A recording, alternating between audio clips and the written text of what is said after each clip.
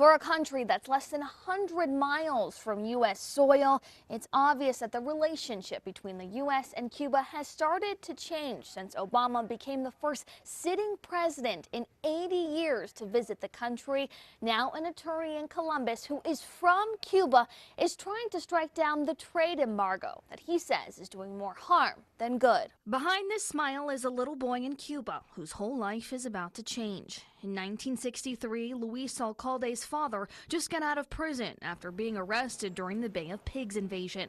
Disagreeing with the communist government run by Fidel Castro, Luis's family left everything they had and everyone they knew to move to Columbus through a refugee resettlement program. Classic Cuban picture, right? You know. Yeah. Now Luis is an attorney and is using his history to make a difference in Cuba's future. I know Cuba. I mean, I'm Cuban American. I go to Cuba all the time. I know the natural affinity of the Cuban people for U.S. culture.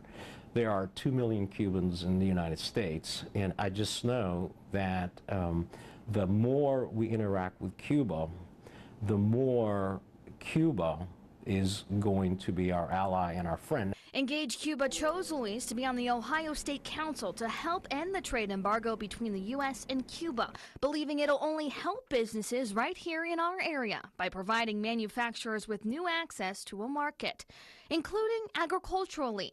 Ohio's largest agricultural export are soybeans, and of Cuba's $2 billion in agricultural imports, 13% are soybeans, meaning the demand is high.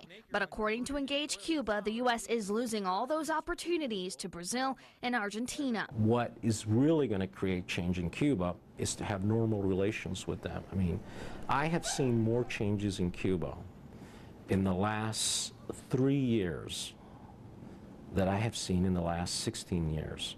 Engage Cuba said they did a survey right here in Ohio and found that 78% of people living here believe that the embargo should be struck down, but that requires a vote from Congress.